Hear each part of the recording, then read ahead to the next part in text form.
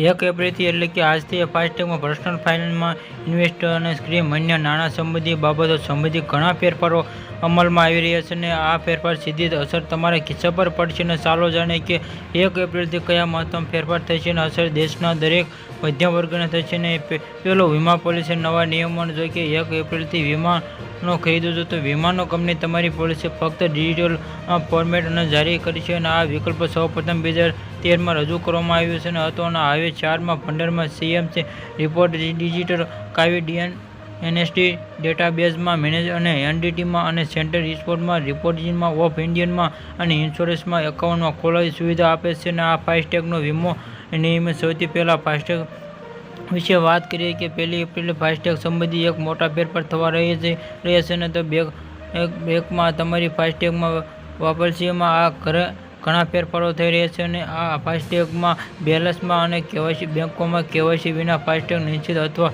Black બેટું કરશે. અને જો સત્તા આવશે તમારે ડબલ ટોલ ટેક્સ ચૂકવવો પડશે. તેમાં જણાવી દઈએ કે એનએસએ ફાસ્ટેગમાં ગ્રાહકો આરબીઆઈના નવા નિયમમાં કેવાયસી પ્રક્રિયા કરવામાં કહ્યું છે કે બેંક લોકર માટે અરજી કરતી વખતે તમારા બેંકમાંથી કેવાયસી પૂર્ણ કરશો. અને ખૂબ જ મહત્વનું છે કે કેવાયસી વગરમાં અને કારણે ભાડે લેનારા અને તમારે વિગતો ઉપલબ્ધ કરવી પડશે. જે લોકર અને એક્સપ્રેસ અત્યાર સુધીના માહિતી આનાથી પારદર્શીમાં કેવાયસી કરાવવું જરૂરી છે. અને એનપીસીની સિસ્ટમ ફેરફાર. નવા નાણાકીય વર્ષમાં એનપીસી અને નેશનલ એનસીપીકેના સિસ્ટમમાં ફેરફાર થઈ રહ્યા છે. અને આ એપ્રિલ મહિના પેન્શન અને ફેન્ટિંગમાં રેગ્યુલર અને એપી એક્સટર્નલ અને પેન્શન સિસ્ટમ હાલની લાગ્યાના પ્રક્રિયા ફેરફાર કરવાનો નિર્ણય લીધો છે. નવા નિયમો 1 એપ્રિલથી નવા હેઠળમાં એનપીસી એકાઉન્ટમાં લોગિન કરવા માટે આપશે. અને આ વેરીફાઈ અને મોબાઈલ નંબર પર મળેલા ઓટીપીના દ્વારા લોગિન કરવામાં આવી રહ્યું છે. સિસ્ટમ વધુ સુરક્ષિત બનાવવા માટે